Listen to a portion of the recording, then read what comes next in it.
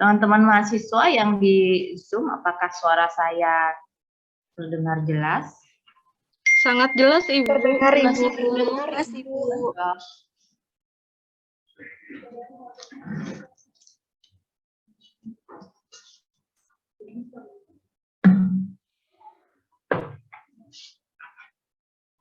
Tes. Ini kadang-kadang bisa, yang kadang-kadang nggak bisa ya. Ini mau daripada saya ribet megangin ya.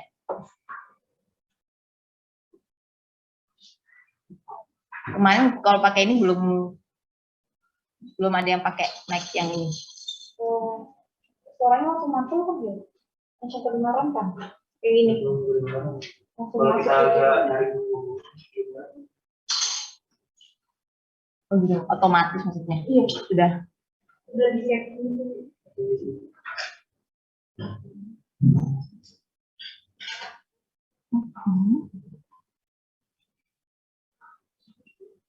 Jadi pada hari ini kita akan maksudnya ada yang namanya aleng aja ya. Aleng aja tanpa oke.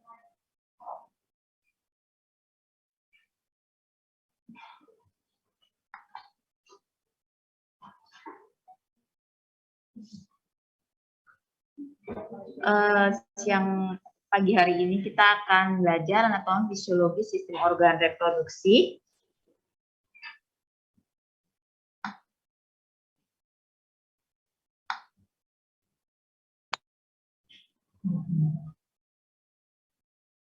Jadi kalau main map secara garis besar supaya kita lebih gampang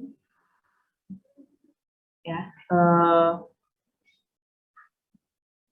Ini sudah dibagi reproduksi laki-laki, reproduksi perempuan itu apa saja, yang meliputi apa saja secara garis besar. Nah, pada perempuan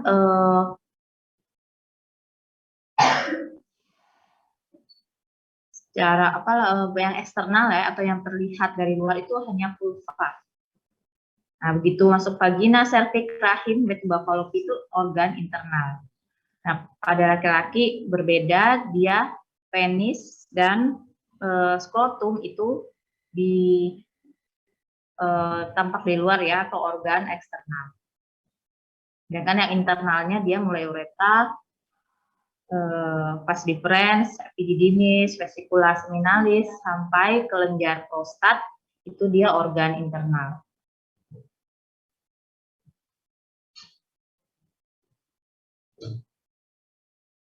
Nah, kemudian fungsi utama dari organ reproduksi perempuan itu proses oogenesis atau pembentukan dan pematangan ovum.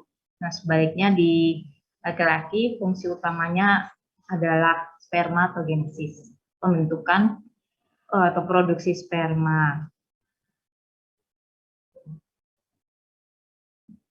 Lebih tepatnya lagi, organ utama yang menjadi tempat kejadian perkara utamanya si oogenesis ini pada perempuan ovarium dan spermatogenesis itu pada testis.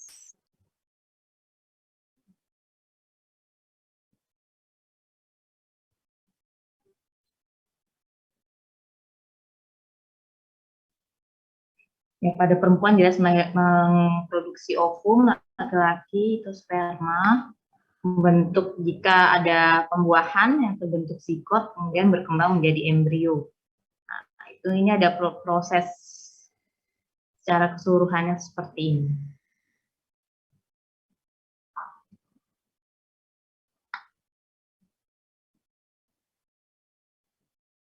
Nah, kita bahas dulu yang pada organ reproduksi perempuan.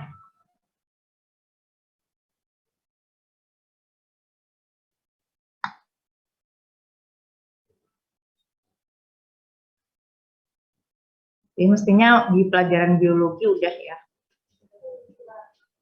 Ini untuk mengingatkan, refresh aja.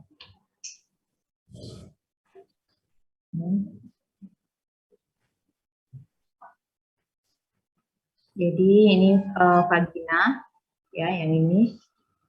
Itu susahnya ternyata cursor saya nggak kelihatan. Tapi di awal dari vagina, ya.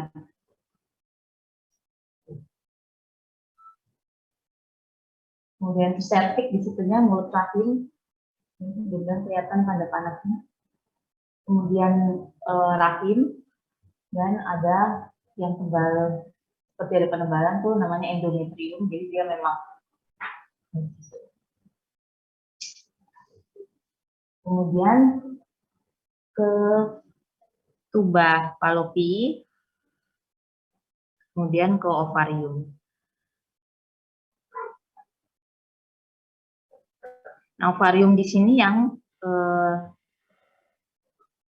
tempat terjadinya ini ya, ovulasi atau produksi ya. Terus sekaligus memproduksi hormon. Jadi yang di otak itu senternya untuk menerima rangsang atau komen senternya gitu ya, yang di otak kita. Tapi produksinya hormon itu ada di beberapa bagian tubuh atau organ tubuh. Nah, untuk hormon-hormon reproduksi dia ada di komen senternya di otak, tempat produksinya itu di ovarium.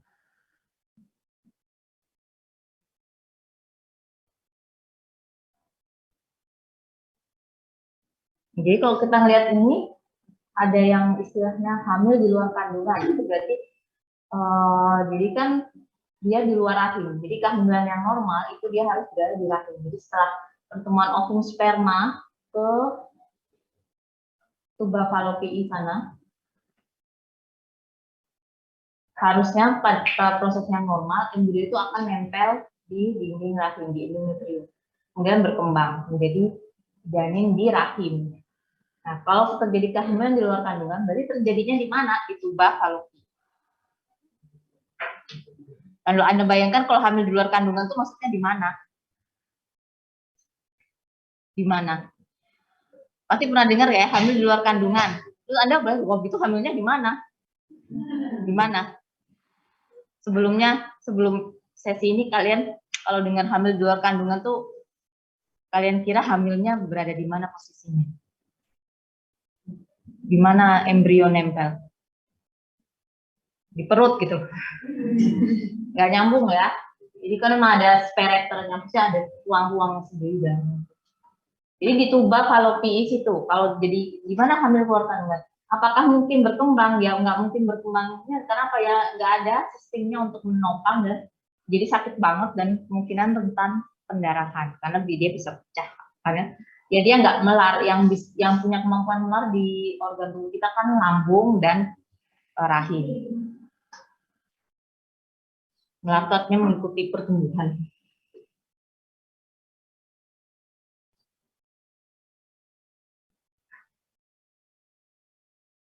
Nah, jadi karena nggak di dalam rahim, nggak ada sistemnya, jadi ya jelas dia nggak bisa berkembang dan akan jadi sakit.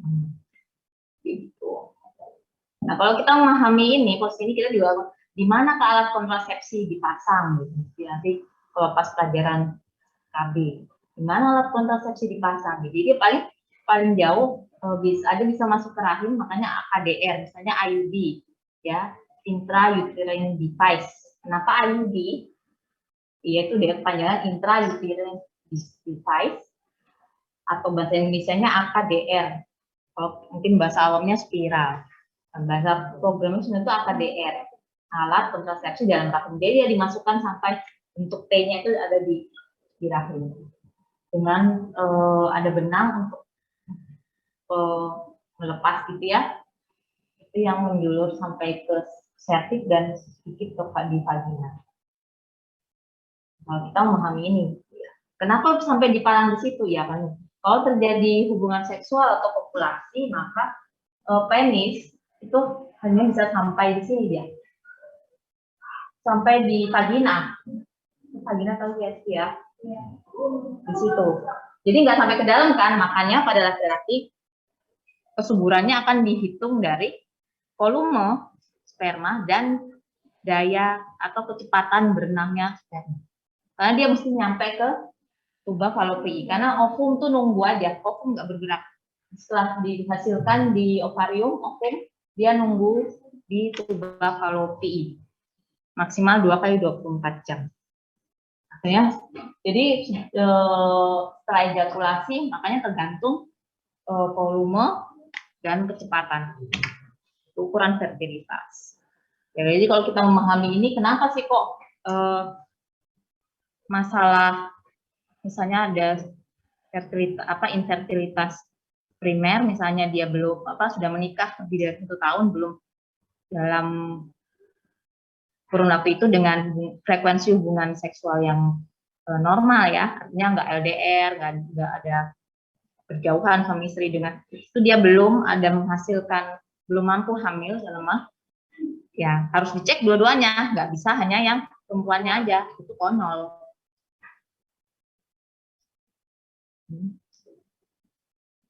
Jadi harus dicek dua-duanya, karena untuk terjadi kehamilan perlu dua-duanya, ya harus dicek dua-duanya. Ya, termasuk laki-lakinya. Kenapa laki-laki juga perlu dicek? Padahal dia mungkin lebih gampang ini ya, maksudnya kan sudah kelihatan eksternalnya dua ya. Dari kelihatan saya baik-baik aja, nggak ada luka, nggak ada apa-apa. Bisa juga ejakulasi karena laki-laki itu, misalnya dia nggak sperma, ya kan yang laki-laki ya. Kalau sperma sekarang kan sudah begitu dia puber, spermatogonis kan berarti udah aktif. Pada suatu saat penuh dia dapat diserap oleh tubuh, misalnya kalian tidak hubungan seksual aktif, bisa diserap oleh tubuh lagi, memang begitu prosesnya, atau ada yang beberapa volume mungkin dikeluarkan lewat istilah orang awamnya mimpi basah. Jadi bukan hanya, ya kan yang cowok-cowok, bukan hanya saat mimpi kalian pertama kali tanda putus, tapi dapat terjadi beberapa kali ya di dalam tentang waktu kehidupannya laki-laki. Itu cara tubuh untuk mengeluarkan produksi. Nah, nggak bisa cowok itu, saya buktinya mampu aja kok mengeluarkan, kalau saya mimpi itu saya mampu aja. Ya, itu nggak bisa jadi alasan untuk nolak, karena harus cek lab, cek apa yang dicek lab, volume dan kecepatan. Tanpa volume dan kecepatan, artinya cuma ada produksi, ya nggak bisa. Tuh, ya. Kadang-kadang alasan pasangan suami itu nggak mau dicek, misalnya ada masalah. Nanti ini karena haidnya nggak teratur nih makanya, atau yang cewek nggak menolak periksa, haid saya teratur aja. Ya, sekilas. Jadi penting sekali untuk memahami, meskipun sebenarnya bukan masalah yang jadi kan kemarin ya, masalah-masalah individu itu nggak jadi masalah, nggak jadi concernnya Kesmas. Yang jadi concern kita biasanya begitu masuk masalah fertilitas, infertilitas itu pun bukan yang kasus individu ya, misalnya fertilitas di suatu negara itu tinggi, nah itu kan berarti perlu dikendalikan karena itu mempengaruhi keseluruhan sistem, mulai perekonomian sampai politik. Jadi kalau terlalu rendah gitu, misalnya infertilitasnya terlalu tinggi gitu misalnya. Oke, ini ada penjelasannya ya, tuba fallopi. Ya, tuba fallopi dimulai dari tadi yang ada ujungnya ada rumbainya sampai di sini ya. Dari yang ada tuba itu mulai dari yang ada timbre, istilah atau anatominya timbre. Kalau kita kayak ada rumbai-rumbainya, dia untuk menangkap memang fokusnya untuk menangkap itu. Baru ovum yang udah dihasilkan di ovarium itu akan menunggu di yang alif, yang jadi rumbainya itu ujungnya untuk nangkap, kemudian ovumnya akan menunggu di area ya.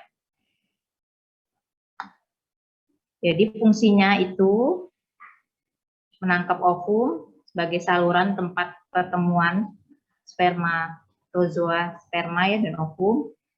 Juga ada memang tumbuh tempat ya, tempat tumbuh berkembang. Jadi hasil zigot, jadi setelah sperma ketemu ovum jadi ini. zigot sampai dia blastula. Hasil konsepsi itu berkembang sampai bentuk blastula, baru ya. Jadi bertemunya sih bukan di rahim, rahim tempat nempel, tempat berkembang dia, tumbuh besar. Tumbuh besarnya ini. Jadi bertemunya di mana? Bertemunya sampai dia jadi konsepsi sampai blastula itu di tuba fallopi. Mestinya setelah itu dia turun, kemudian nempel di endometrium supaya bisa tumbuh. Nah, pada kehamilan tidak diinginkan dia enggak. Jadi ovarium itu yang di kanan kiri ovarium tadi ya. Tugas utamanya adalah produksi ovum.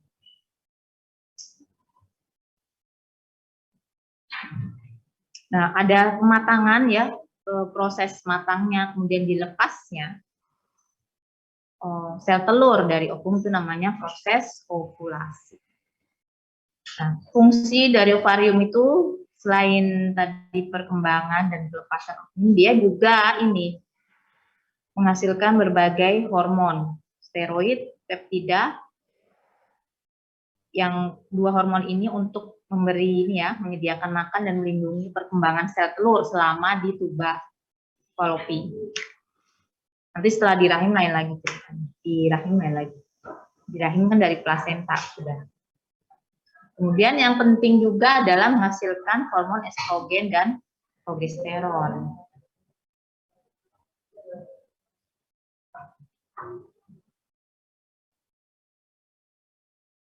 Jadi di otak ada bagian otak yang jadi command centernya. Jadi dia hanya bertugas perintah produksi gitu di otak. Tapi tempat pabrik, tempat memproduksinya itu di ovarium.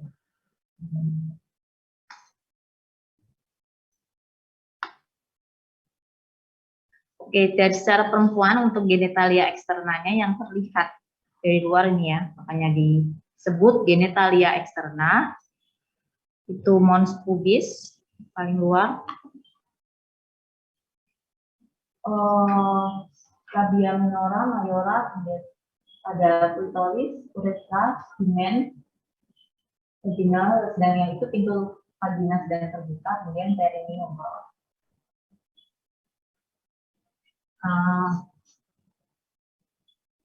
Di mana selaput darahnya atau himennya? Nah, himennya, jadi pintu vagina itu kan memang diliputinya itu bukan nutup ya.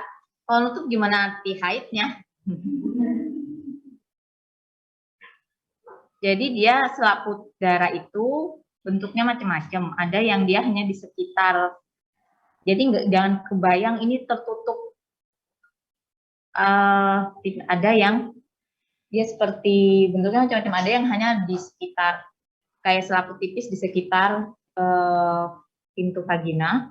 Ada juga yang dia hampir meliputi, tapi dia tetap ada bolongan apa ya? Pokoknya ada bolongan untuk kan haid. Haid jadi keluarnya dari situ loh ya. Jadi dari mana haid keluar? Nanti Anda bingung dari mana. Kalau perempuan beda ya, di itu dia makanya ada uretra. Kalau laki-laki kan jadi satu. Laki-laki itu jadi satu antara keluarnya urin dengan sperma itu jadi satu dia salurannya. Kalau perempuan salurannya beda tapi deketan.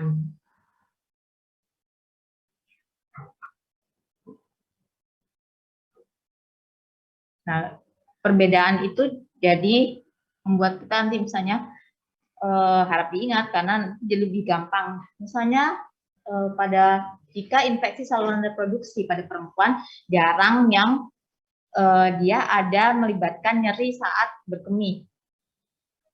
Kenapa? Kan karena dia salurannya beda, tapi bisa terjadi. Misalnya ada ketidakseimbangan bakteri di vagina, bisa saja dia ikut mempengaruhi jadi ISK, infeksi saluran kemih. Tapi pada laki-laki akan ada, jika dia infeksi saluran reproduksi akan ada salah satu gejalanya nyeri saat berkemih, karena dia jadi satu saluran. Sehingga saat bakteri baik dia turun atau tidak seimbang, jadi bakteri patogen, ketika epididymisnya misalnya radang, epididymitis atau infeksi, ya gampang juga dia uretritis atau jadi infeksi saluran kencing, larong dia satu jalur. Itu. Jadi ketika kita memahami ini akan lebih gampang memahami juga penyakit-penyakit. Nah, kalau sunat perempuan apa sih yang nanti kalau laki-laki dibahas di waktu ini ya.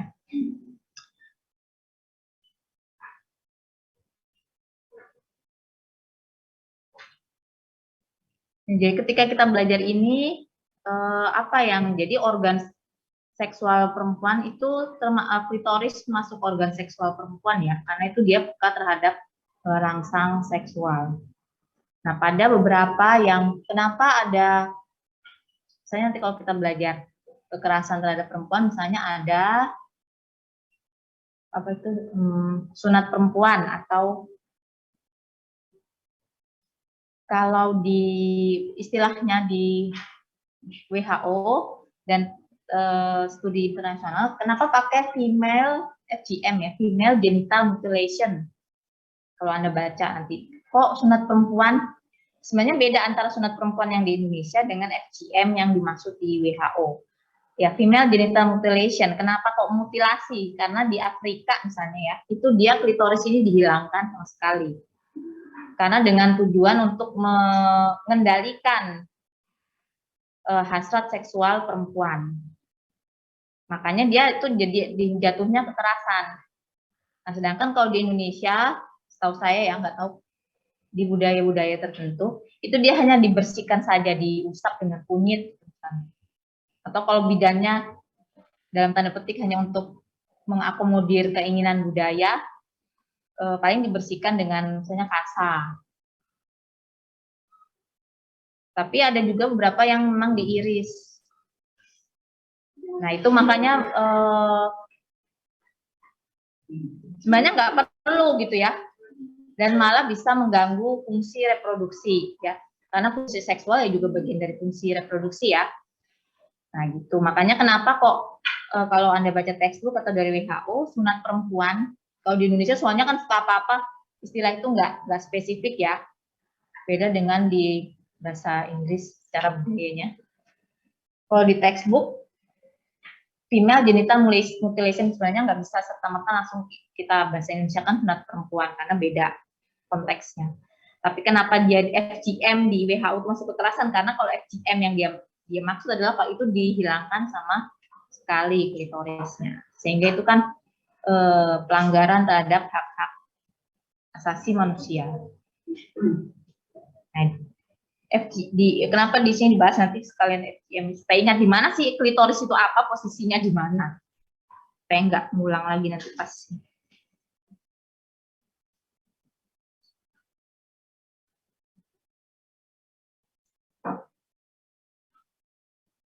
Jadi jangan nanya lagi atau jangan bingung kenapa sebenarnya keperawanan itu nggak bisa dilihat dari himen ya, karena dia beda-beda tiap orang, dan ada yang bisa robek, dan itu bukan tanda, karena kan nggak mungkin tertutup total gitu. Jadi dan tebal tipisnya tuh akan sangat tergantung juga, beda-beda tiap orang. Jadi nggak harus ada tanda, itu tidak bisa dijadikan tanda keperawanan sebenarnya. Oke. Kemudian kita akan belajar sekalian adalah siklus menstruasi. Ya, sebenarnya menstruasi itu apa? Dia pelepasan dinding rahim. Jadi apa sih yang keluar? Dari mana darahnya? Karena memang endometrium, karena pengaruh kerja hormon, maka dia akan menebal setiap bulannya. Jadi memang udah disetting dia untuk menerima kehamilan. Sejak ovarium itu aktif menghasilkan ovum yang matang, maka dia otomatis akan menebal setiap bulannya, bersiap-siap jika terjadi kehamilan.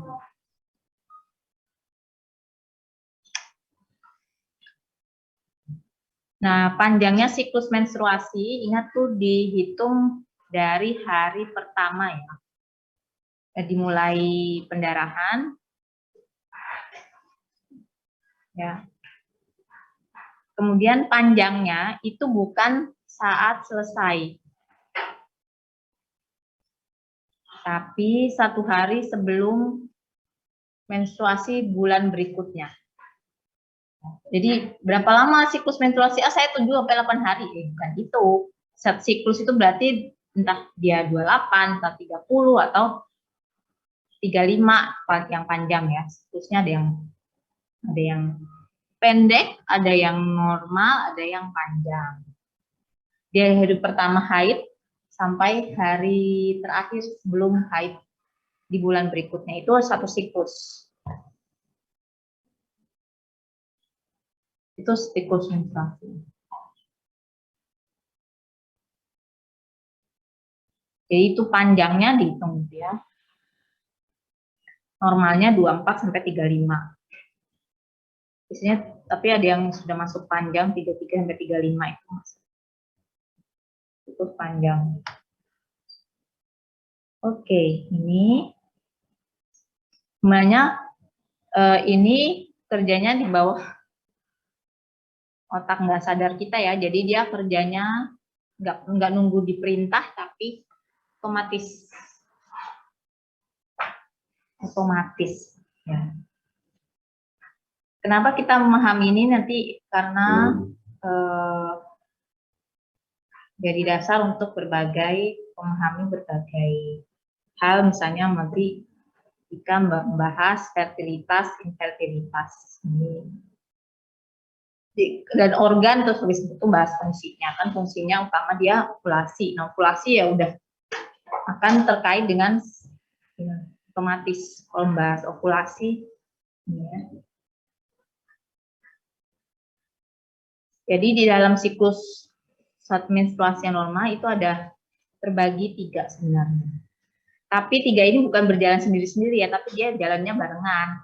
Artinya begitu di ovarium itu terjadi follicular development atau pembangunan atau proses dimulainya pematangan sel telur, apa yang terjadi di siklus hormon ya, pituari ini di otak, kemudian kenapa disebut siklus hormon pituari dan ovarium ya, di sini command centernya di ovarium, pabriknya.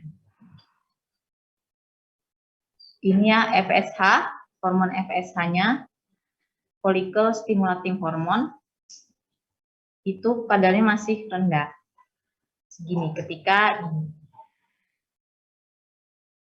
Nah, kemudian apa yang terjadi di endometrium? Dia ya apa? Ini keadaan di siklus uterus ya, artinya ini yang terjadi tuh yang terjadi dengan endometrium tuh ini. Jadi ketika kita selesai haid sebenarnya ya di ovarium ini tuh ceritanya dimulai dari hari awal di siklus haidnya. Jadi masih awal-awal tuh ini. Jadi sebelum yang perempuan itu menstruasi itu terjadinya ini. Jadi sebenarnya ketika di masa-masa akhir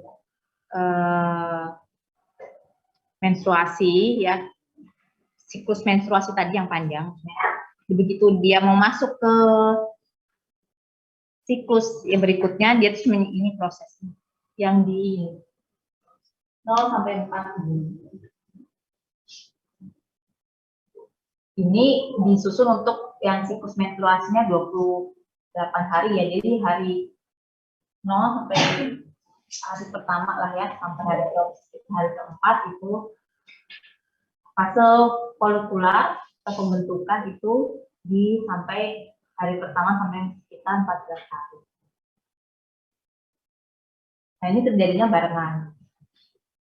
Nah saat ini, misalnya kita belum menstruasi, endometrium itu tidak terlalu tebal, normal, sedangkan pelan-pelan mulai terjadi kenaikan estrogen secara baca tabelnya. Mungkin yang di Zoom bisa lihat cursor ya. Nah, sedangkan yang terjadi apa di dalam ovarium? Yang terjadi di ovarium itu, jadi mulai ada perkembangan ovariumnya. ovumnya, sel telurnya mulai berkembang.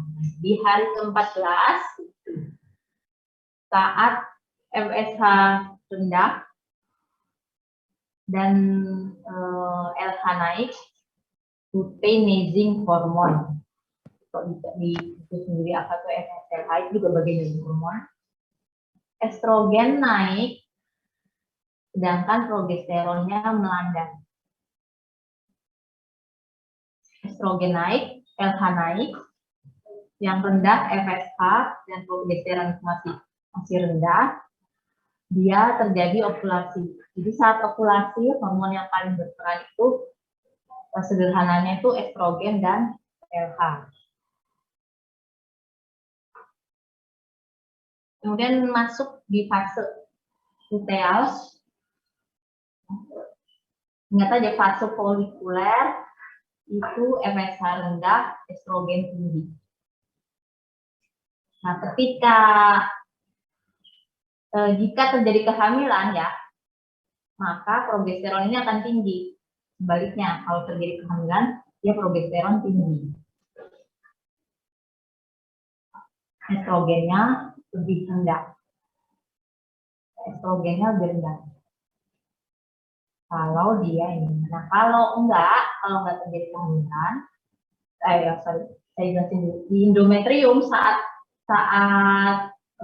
di ovarium itu melepas ovum, artinya udah matang ya, dia menebal, dia otomatis menebal. Ini makanya gambarnya menebal.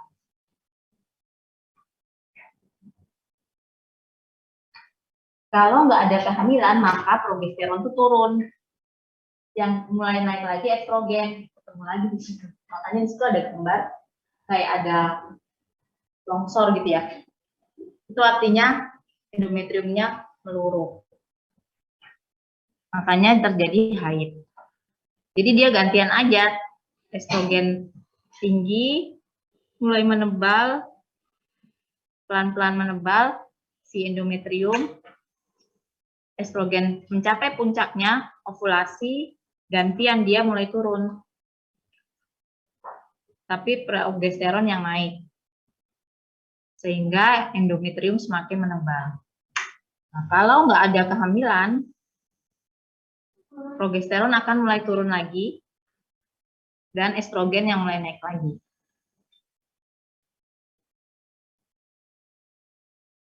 Gitu, bergantian. Itu menjadi menstrual cycle. Ini barengan ini. Otak kerja, ovarium kerja, di uterusnya juga kerja. Barengan.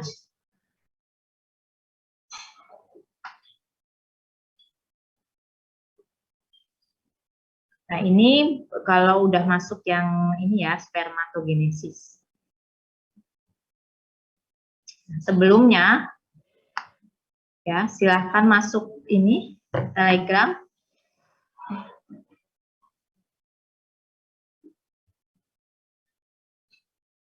Begitu juga yang di ruang Zoom, saya akan kirimkan pertanyaan di telegram untuk kalian jawab.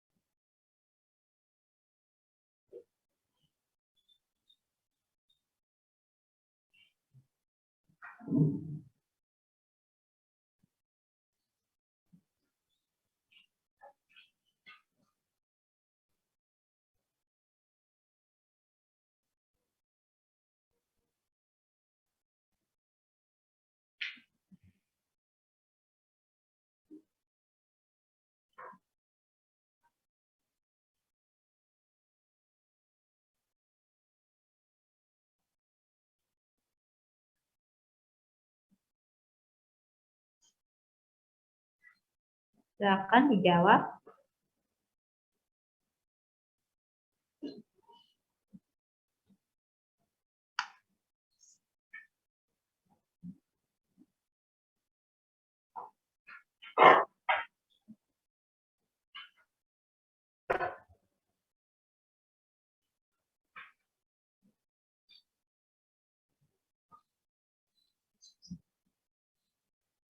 Ini ada yang masuk Zoom juga yang di kelas ini. Nggak ada.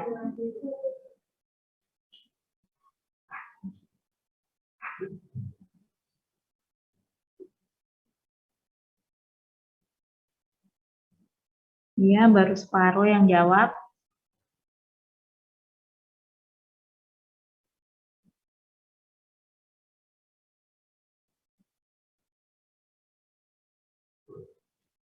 Jawab aja, kalaupun salah ya nggak apa-apa. Kan? Iya, 40. Kita ber-60 ya?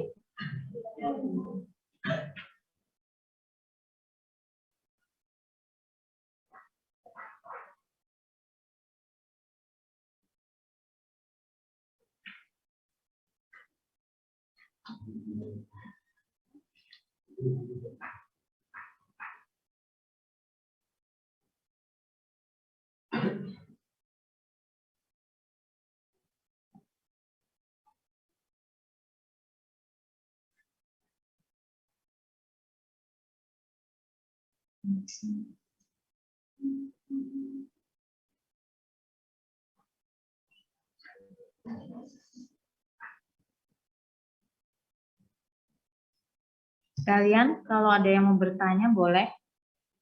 Yang di Zoom boleh ketik di Telegram aja sih. Kalau di chat agak susah bukanya sambil share screen, sambil buka chat.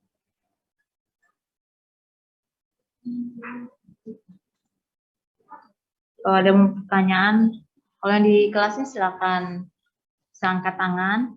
Kalau yang di Zoom bisa ketik aja di Telegram ya. Ya. Misalnya ini Bu ada pasangan suami istri, dia baru menikah, contohnya 4 minggu, dan ternyata istri itu dikatakan lagi 5 minggu, dan dikatakan itu biasa karena mengikuti siklus menstruasi itu seperti apa gitu. Ya, jadi ketika kita menghitung masa umur kehamilan itu kan nggak ngitungnya kan susah. Kapan ovulasi? Kapan ovulasi? Kapan konsepsi terbentuk? Yang melakukannya aja nggak tahu kok kapan. Apalagi yang bidannya atau objinnya, ya kan?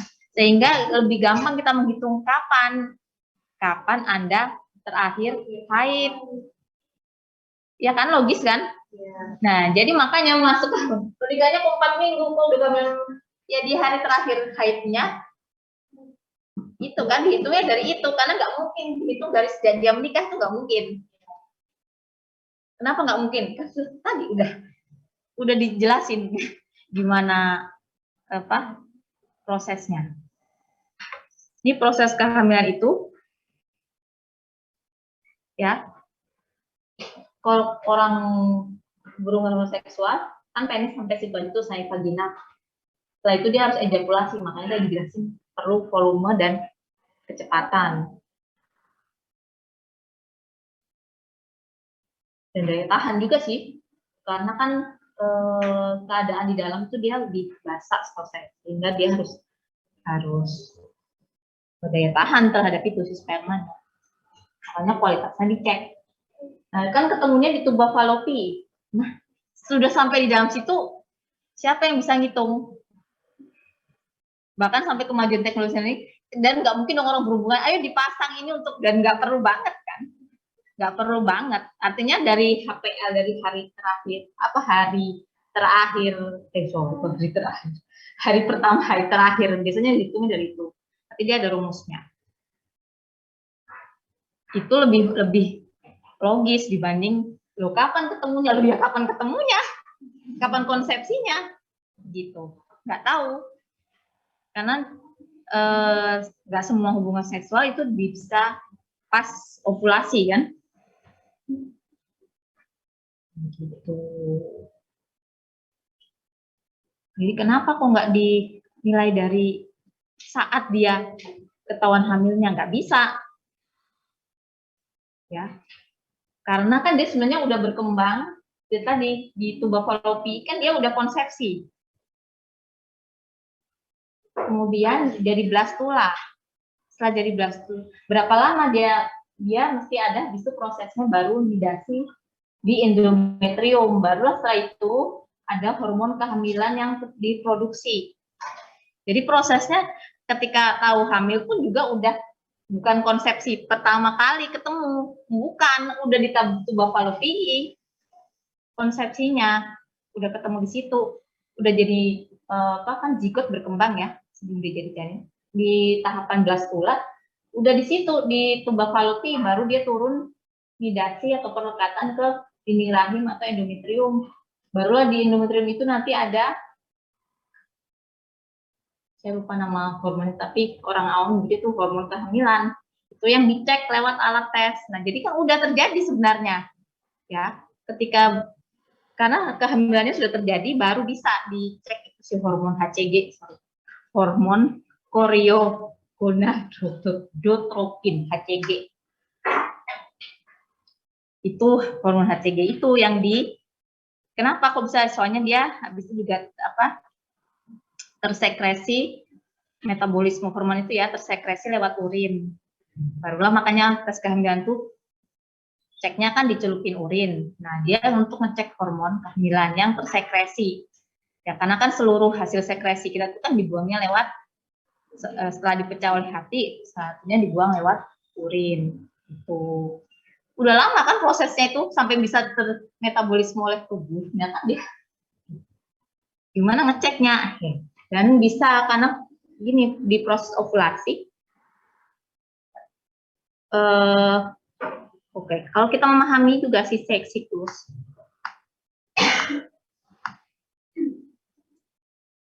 bisa dicek sebenarnya ya. Kalau kita memahami ini, kenapa kita akan paham kenapa kok pakai hari dihitung dari, dan kita perlu tahu siklus kita berapa hari sih biasanya ya, dan misalnya 3 bulan berturut-turut amati siklusnya untuk tahu oh siklus saya ini. Itu nggak hanya pengamatannya nggak 1 bulan, 3 sampai 6 bulan kita amati untuk tahu siklus. Nah, kalau kehamilan kita kan dari sini dia progesteronnya tinggi, dia menebal, terus terjadi kehamilan dia progesteronnya tetap tinggi sampai selesai kehamilan karena dia mendukung untuk ini tetap tebal si endometrium. Nah, kenapa kita dihitung dari hari terakhir? Oh, itu berarti hari kapan hari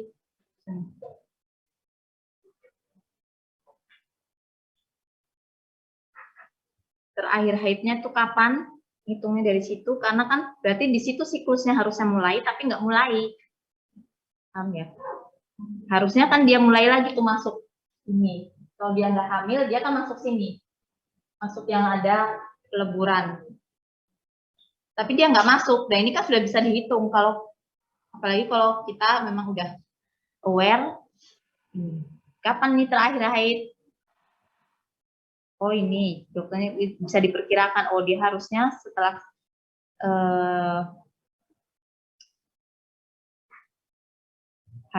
di haid ini, ya dia harusnya di hari ke-14 setelah haid, dia harusnya ada ovulasi lagi. Nah di sini, jadi sehingga diperkirakan sebenarnya di pertengahan periode haid ya, itu ada kemungkinan. Tapi kan kita, ini kan untuk yang 28 ya. Pada orang kan ada sampai 3 beragam pasti. Dan itu pun juga bisa ganti-ganti. Bulan ini 30, bulan depan 31, balik lagi 30. Jadi makanya paling aman diambil kapan toh dia selesai satu siklus sebelumnya. Itu paling gampang. Daripada kamu, jadi kapan cepatnya buat apa juga.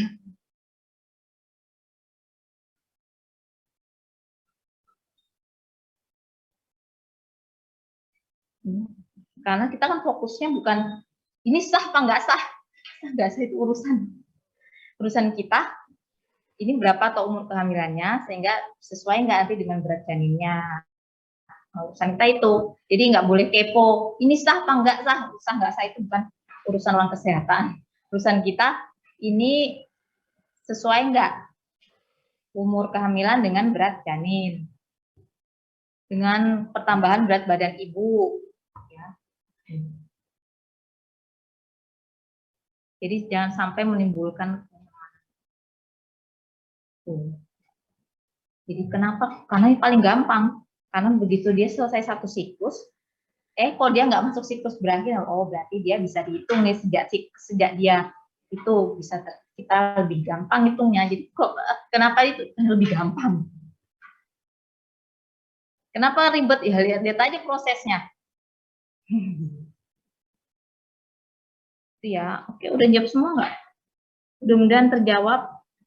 Karena jawabannya kalau ada orang nanya, kenapa sih kok dihitung dari itu? Keluarkan aja nih si tabel. Nah, coba dilihat tabelnya. Ini loh satu siklus menstruasi. Sekarang kira-kira di mana ovulasi? Karena ovulasi sih ovulasi perempuannya, tapi kan belum tentu di situ terjadi konsepsi ya, atau masih belum tahu lagi juga kan, karena belum tentu ovulasi. Ovum itu 2 kali 24 jam bertahannya di dalam tuba fallopi, dia memang singkat. Jadi perempuan tuh emang nggak tahan lama-lama nunggu, jadi nggak bisa di PHP.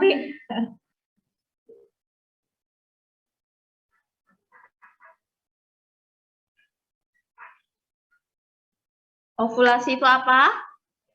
Pematangan sel telur ya. Pematangan sel telur. Di mana jawab harusnya terjadinya? Di ovarium. Jadi yang jawab tuba fallopi, nah ini ya. Dan uterus salah, jadi jawaban yang benar adalah di ovarium. Saya ketik jawabannya supaya kalau nanti bisa dibaca-baca.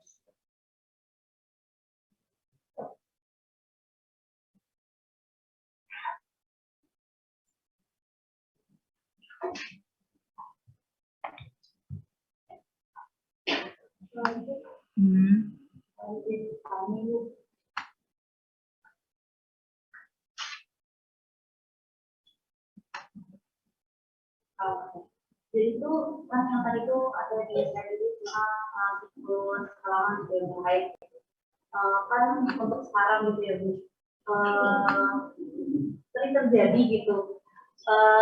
Anak muda gitu terutama perempuan yang halaman ini rata-rata masuk kayak dia tuh masih di sekolah dasar gitu, kayak langsung pakai SD gitu, dia udah halangan gitu. Itu tuh apakah berpengaruh dengan kesuburannya Pak atau pergaulannya Pak seperti itu? Hubungannya pergaulan apa? Kalau kita lihat, ingat bahwa ini kerja hormon ya. Kerja hormon itu ini. Kerja hormon satunya memang dipengaruhi oleh status gizi. Jadi kenapa apa yang menjadi pemicu itu sebenarnya kadar lemak tertentu di dalam tubuh. Memicu otak apa untuk aktifnya si pituitari. Kemudian kesuburan, nanti ada kalau ikut ada mata kuliah tersendiri ya, tapi gini, fertilitas atau jadi fekunditas atau daya mampunya seorang perempuan itu tuh dari zaman batu manusia purba sampai zaman gadget sekarang itu nggak berubah. Kalau nggak salah kita kan dari awal tuh produksi sekitar 6.000 atau berapa gitu ovum. Udah itu misalnya saya lupa jumlah pastinya ya, tapi misalnya kita 6.000 aja. Dari zaman batu sampai perempuan sama segitu. Sampai 6.000 sih ya. Kemana aja nyebut. Jadi potensi ovum itu begitu dia perempuan itu udah makanya berkembang ovumnya kan sejak dia janin maksudnya ya. Baik, jadi ketika seorang bayi perempuan lahir itu kan ovumnya udah ada apa bakal ovum itu udah ada. Nah, tapi dia belum produksi makanya nunggu pubertas kan kematangan organ reproduksinya dan pemantik hormon itu salah satunya adalah status gizi, atau lebih tepatnya lagi kadar lemak dalam darah. Jadi jika status gizinya baik, mungkin asupan lemak ya itu mencapai lebih tinggi sehingga mencapai jadi bukan karena dia keseringan nonton pornografi dia jadi pubertas habis awal itu tidak memicu ya, tidak memicu.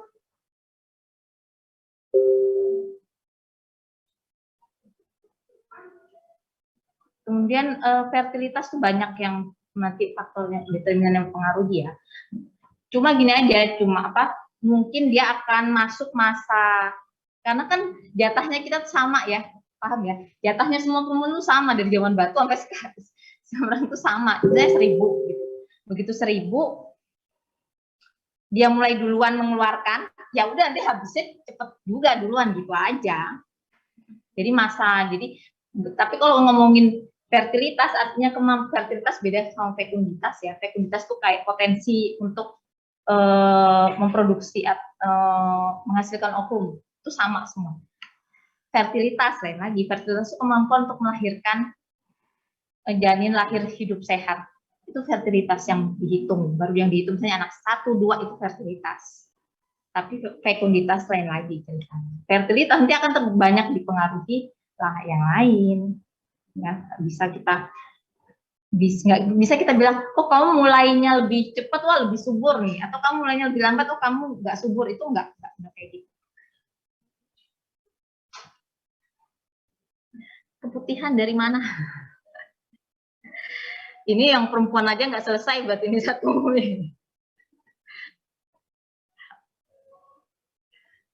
Oh, aku pelajaran biologi ini ya, jadi memang yang cowok nanti bingung. Belum ngomong spell. Ini sebenarnya ada penjelasannya, nanti bisa dibaca di ini ya. Ini loh. Sekaligus saya jawab dan menjelaskan. Sebenarnya saya tuh ada videonya juga untuk sesi ini. Ya. Nanti kalau mau ya saya kirimlah ke grup Telegram. Tadi saya mikir juga, saya tuh udah bikin videonya karena tahun lalu kan udah banyak kelas ini kan. Nggak, kelasnya kan online, jadi saya ada bikin video untuk yang ini karena fungsi ini banyak. Anatomi fisiologi kenapa nggak fokus ya ini untuk mengenalkan. Jadi nanti dilihat keputihan dari mana. Jadi intinya pengaruh estrogen di dalam siklus tadi itu dia akan membuat, jadi vagina kita tuh emang nggak boleh kering ya. Jadi dia memang ada lendir-lendir atau cairan yang dikeluarkan oleh vagina perempuan itu karena kerja hormon estrogen di dalam siklus yang tadi itu loh. Nah, normalnya adalah cairan atau mukus atau lendir vagina itu dia seperti putih telur, bening dengan konsistensi seperti putih telur. Yang nggak pernah tahu putih telur, berarti dicek. Dia tidak bau, ya, tidak bau. Kalaupun bau ya cenderung ya bau gitulah. Seperti putih telur yang bagus ya, putih telur yang bagus.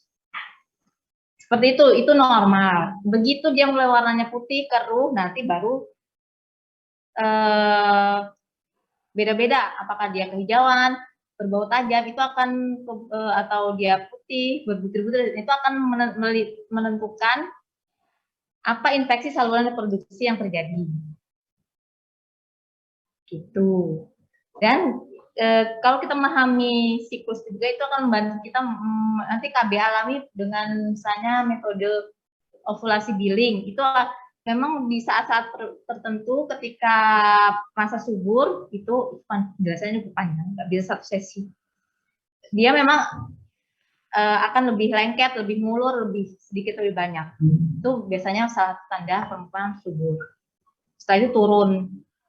Itu karena estrogen tinggi, nanti estrogen turun karena progesteron mau naik supaya penebalan dinding rahim, karena bersiap untuk kehamilan atau nanti kalau nggak ya luruh menstruasi, dia mulai berkurang lendirnya. Makanya kalau waktu haid, sebelum masa haid cenderung terasa lebih kering yang perempuan. Kemudian nanti tahu-tahu ada sedikit lagi terasa lembab, terus haid. Karena itu kalau kita ngerasain ya, atau mungkin karena dia perpindahan dari estrogen yang tinggi turun pelan-pelan, kan nggak turunnya begitu, turun pelan-pelan, progesteron juga naiknya nggak langsung gini kan dia ya, naik pelan-pelan. Itu ada perubahan tuh kalau Anda perhatikan, perubahan rasa di lembab keringnya vagina. Tapi kenapa dia begitu ya, supaya selnya itu salah satu cara perlindungan. Memang sudah disetting gitu yang perlindungan. Karena kan bayangkan kalau vagina itu kering, kemudian terjadi kopulasi atau hubungan seksual, sakit lah. Gitu. Ya. Ceritanya panjang kali lebar. Yang cowok nanti apaan sih? Tapi yang cowok karena orang kesehatan loh ya, jadi mesti paham.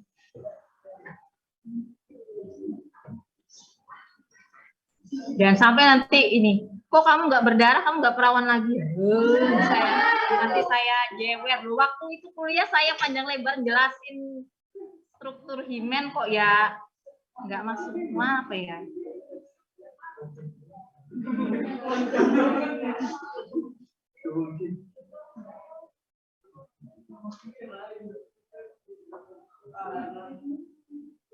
Ya ini pada laki-laki dia cenderung lebih simple ya, karena dia kan nggak sampai harus ada proses kehamilan ya. Ini pada laki-laki udah ada bagannya, bisa dibaca. Ini penjelasannya juga lumayan kok yang perempuan masuk kehamilan. Mungkin nanti kalau mau dibahas lagi ya saat bahas misalnya kematian ibu. Ini ada hormonnya, ada fungsi hormon ya. Ini. Nah, kalau Anda paham baca ini fungsi hormon ini yang terutama yang hormon reproduksinya perempuan ya. Makanya kenapa waktu dia menopause kok jadi lebih udah gemuk gitu misalnya. Ya karena hormonnya udah berkurang aktivitasnya sehingga padahal dia juga ikut berperan dalam metabolisme lemak. Jadi lemaknya lebih lama untuk di metabolisme. Oke, yang nanti bisa dibaca sendiri ini.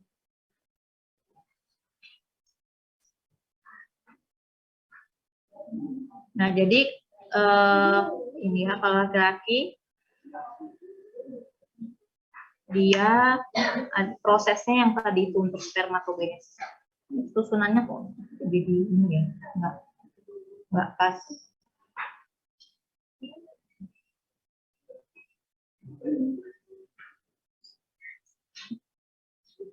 Nah, pada laki-laki yang penting diingat adalah di mana tempat dia produksi. Kalau perempuan kan ovarium ya, ovarium untuk produksi. Kalau laki-laki itu di testis. Dan hormonnya yang utama itu satu aja yaitu testosteron. Tapi sebenarnya pada laki-laki juga ada estrogennya loh ya. Tapi dia kadarnya sedikit.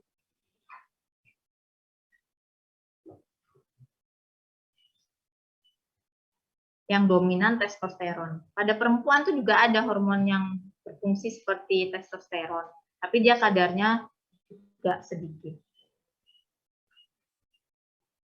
Oke, nanti bisa dibaca untuk ininya.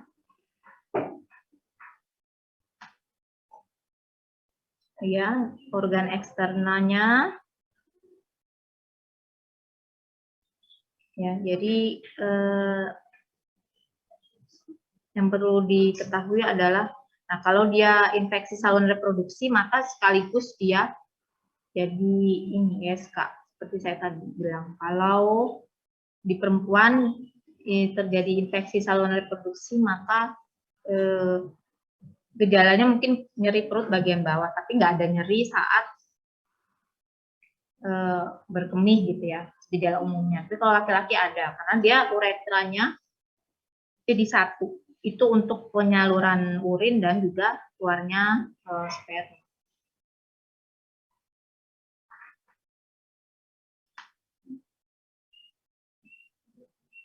Internalnya dari epididymis ya. Jadi tempat pematangannya itu epididymis, penyalurannya vas deferens. Kayak di perempuan tuba fallopiae yang untuk penyaluran ovum, dia vas deferens. Kemudian ada yang saluran ejakulasinya untuk menyalurkan spermatozoa menuju uretra.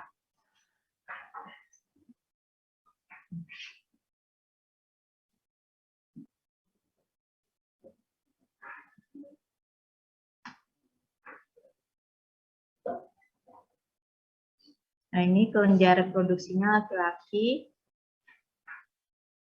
Jadi sama seperti kalau perempuan kan dia ovarium aja di apa, yang juga menghasilkan makanan bagi ovum. Kalau dia itu tersendiri yaitu vesicula seminalis. Kemudian yang ini ya, jadi 3 ini untuk menghidupi sperma. Organnya yang fungsi utamanya adalah menghasilkan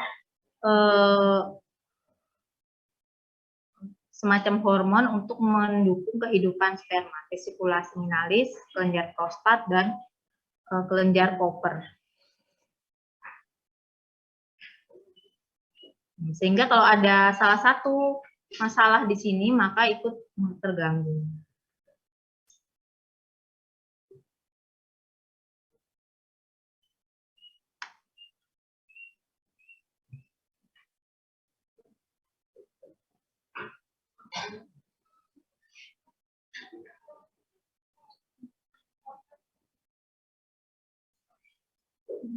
Nah, yang perlu diperhatikan adalah karena dia kita lihat bahwa tempat produksi si sperma dan proses pematangannya, spermatogenesisnya itu di organ eksternal kalau laki-laki. Nah, sehingga kan cenderung tidak ada yang melindungi, kan cuma si skrotum. Skrotum ini kulit luarnya ya. Kulit luarnya yang berbentuk kantong. Nah, sehingga dia makanya apa perlindungannya misalnya apa tidak ini ya, tidak menggunakan pakaian yang terlalu ketat misalnya, karena dia eksternal, dia cenderung berada di luar dibanding kalau perempuan kan ovarium itu lebih terlindungi di dalam, masih ada tulang panggul gitu. Kalau laki-laki kan enggak, dia aja di eksternal.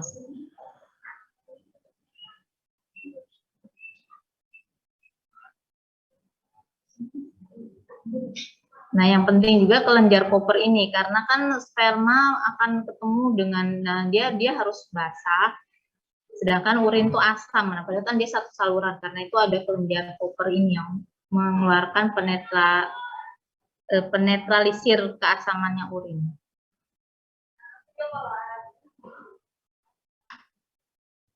Nah, ini spermatogenesisnya.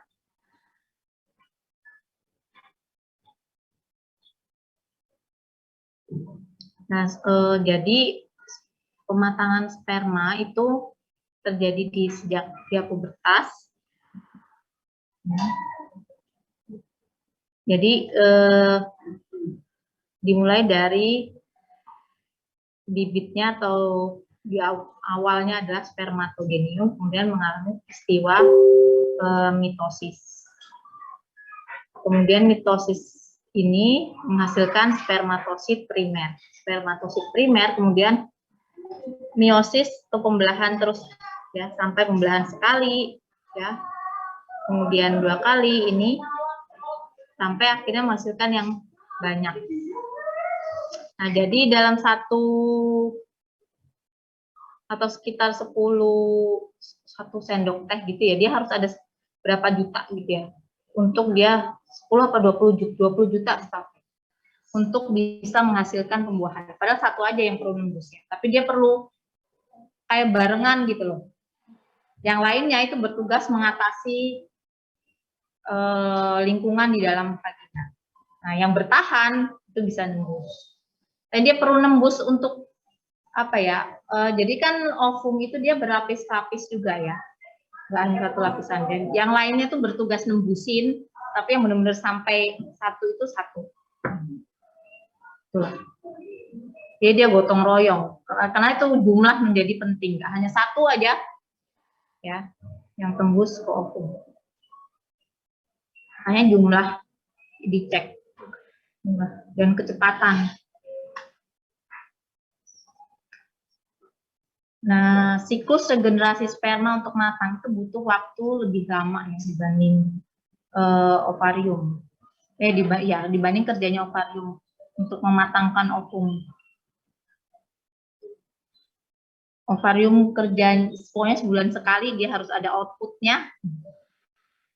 Nah, bukan berarti nggak ada ya, bukan berarti dalam waktu 3 bulan untuk matang sepenuhnya itu nggak berarti nggak ada. Kalau misalnya dia berhubungan seksual kemudian ejakulasi berarti nggak ada yang dikeluarin, ada.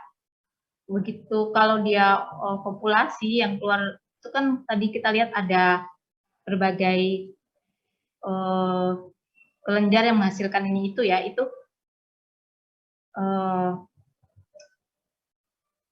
jadi spermanya tetap ada, jadi bisa gitu, tapi mungkin yang berkurang ada volume dan jumlah. Nah, sperma yang matang sempurna itu akan mudah mencari jalan. Jadi kalau dia belum matang sepenuhnya gimana ya? Ini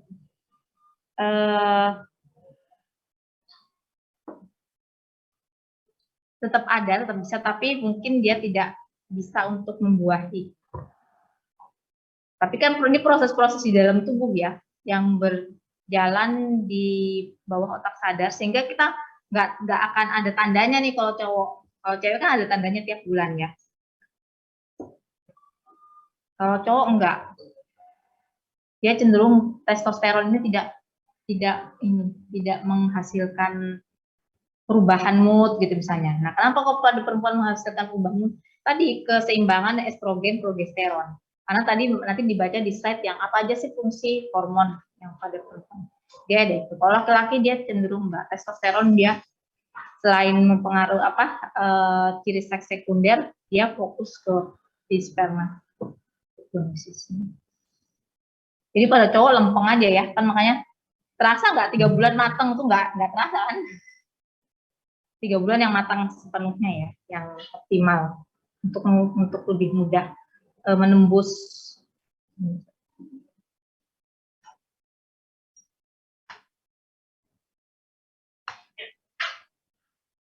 Nah, sebenarnya FSH LH itu juga sama ya. Jadi dia sejak awal itu ini mesti ada sejak terbentuk janin itu sudah ada FSH LH.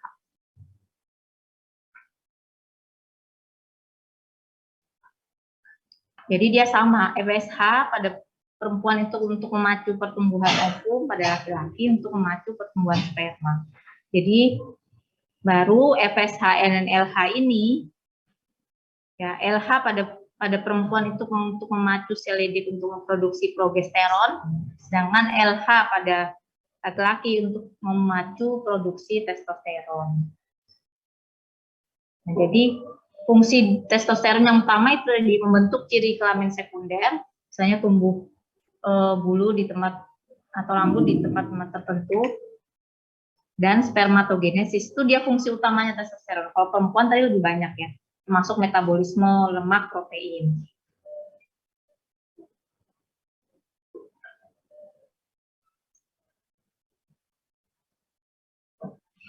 Jadi testosteron ini terutama untuk mengatur metabolisme di testis, meningkatkan tadi pembelahan mitosis meosisnya.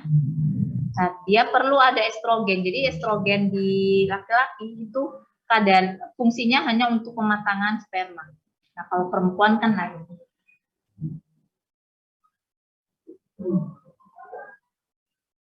Jadi tetap ada estrogen di laki-laki. Nah, ini udah.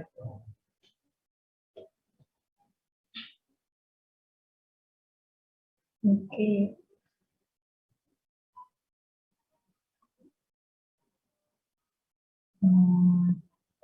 Kita masuk ini lagi di nanti materinya saya kirim ke grup Telegram. Sekarang kita masuk lagi ke polling di Telegram ya untuk cek pemahaman. Saya end meeting dulu ya untuk yang Zoom. Itu dia mau nanya ya? Oke. Buka di sini.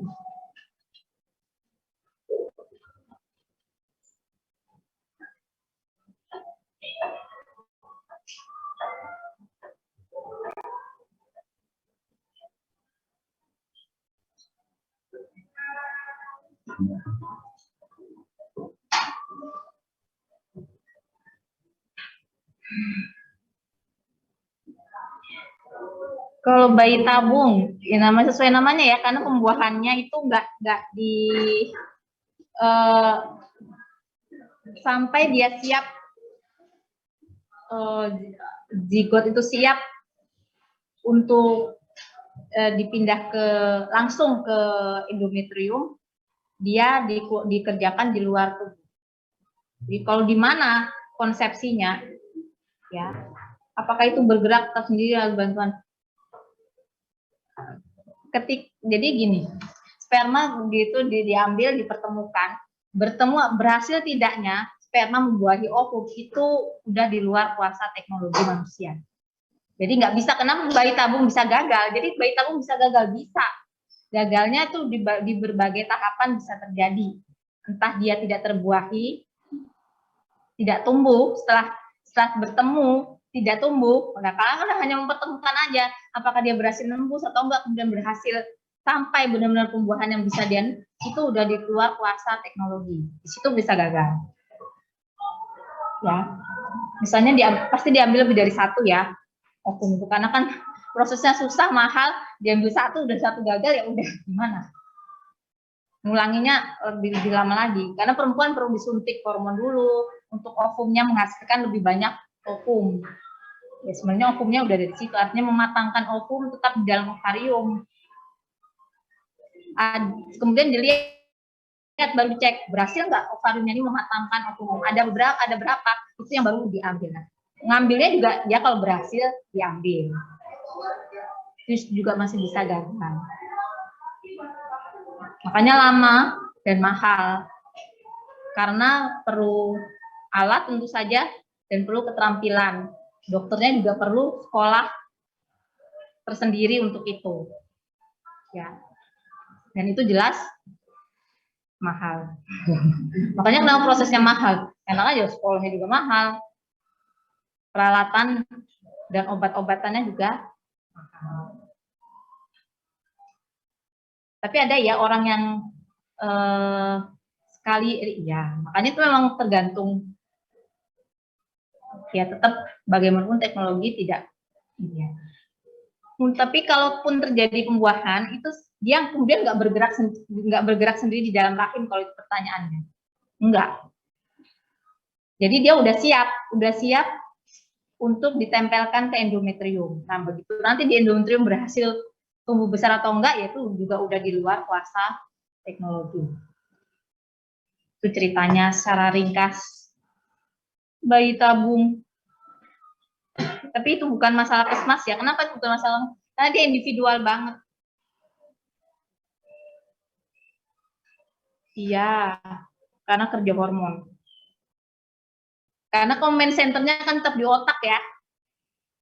Ya, makanya termasuk organ seksual. Makanya kenapa saya juga nggak terlalu setuju hukuman kebiri bagi pelaku kekerasan seksual terhadap anak sebenarnya. Comment centernya tuh di sini. Comment centernya tetap di sini, saudara-saudara. Makanya kenapa gini, misalnya kenapa perempuan mau dress up whatever they want? Karena perempuan tertutup pun bisa nggak imajinasi laki-laki itu menembus pakaian yang tertutup? Bisa. Jadi kalau dikebiri penisnya, dia berhenti seksual nggak? Enggak, karena kekerasan seksual bisa terjadi di kepalanya. Jadi kenapa kok perempuan baju tertutup? Karena saya disuruh, kenapa Anda tertutup? Bukan hanya supaya saya nggak dapat jadi korban pelecehan, bukan. Tetap saya bisa jadi korban pelecehan meskipun saya tertutup. Jadi kenapa kita tertutup? Karena disuruh, gitu ya. Karena disuruh, karena cinta. Karena tanda cinta. Jadi nggak boleh kita nyuruh, kamu nggak boleh berpakaian terbuka, nanti kamu di ini. Kita bullying ke dia. Karena meskipun dia tertutup, dia tetap bisa jadi korban. Jadi organ seksual jangan hanya dikira penis, vagina, payudara, bukan. Iya itu ya, otak. Organ seksual itu otak di mana? Command centernya tuh di sini di otak. Jadi kalau mau dikebiri, yang dikebiri apa?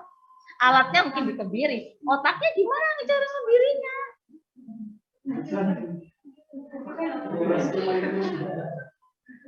Itu jadi itu, untuk menjawab kenapa kok bisa ya, karena itu kerja otak. Bisa secara bersama ini berdekatan, tapi kan belum tentu ya, belum tentu.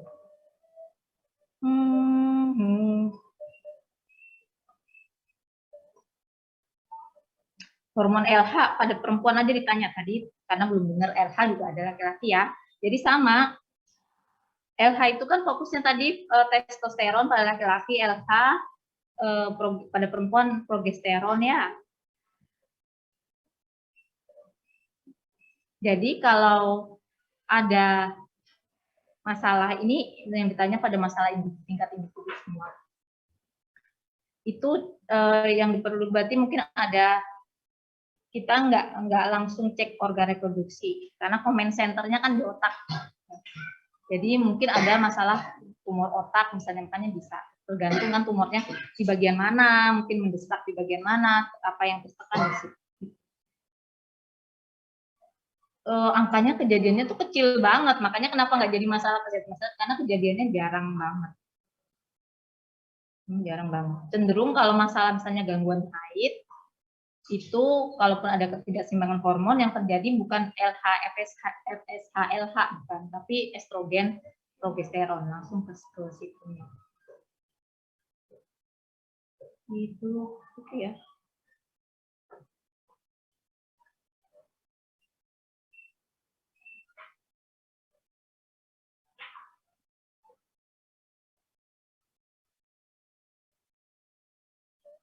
Ini sebenarnya jamnya udah habis ya. Nanti sambil saya akhir aja, sambil saya kirim materi, nanti dibaca lagi, mungkin ada yang mau ditanyakan, bisa minggu depan. Mungkin pertanyaan saya untuk yang cek pemahaman organ reproduksi laki-laki dan spermatogenesis nanti itu di minggu depan ya, sebelum mulai jadi dibaca dulu. Gitu. Tapi sebenarnya kenapa ini diberikan itu bukan untuk kita ngurusin siklus haidnya orang, itu lebih karena kita membahas masalah-masalah yang lebih kesmas, misalnya kematian ibu. Sebenarnya kenapa sih kok kita resiko pada kehamilan itu bisa terjadi kalau kita paham proses kehamilan seperti apa, atau kenapa infertilitas itu terjadi, itu yang masalah kesmas ya.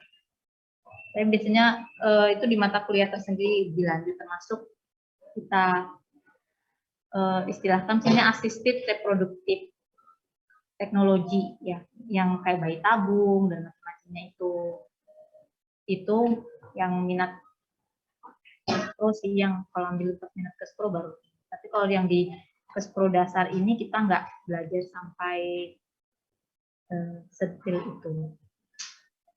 Juga kan nanti akan ada sesi KB, jadi di mana alat KB itu dipasang. Nah, kalau nggak pernah ngelihat gambaran uterus misalnya, ya, atau kenapa kondom itu dipasang di situ gitu, kenapa kondom itu perlu pasang ini, ya.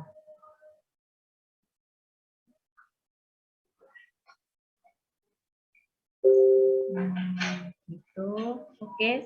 Untuk yang di Zoom nanti ini saya end meeting dulu ya, karena kuliahnya udah selesai. Mana harus selesai? Oke, kalau ada pertanyaan lebih lanjut, bisa ditulis aja di Telegram. Saya akhiri. Assalamualaikum warahmatullahi wabarakatuh.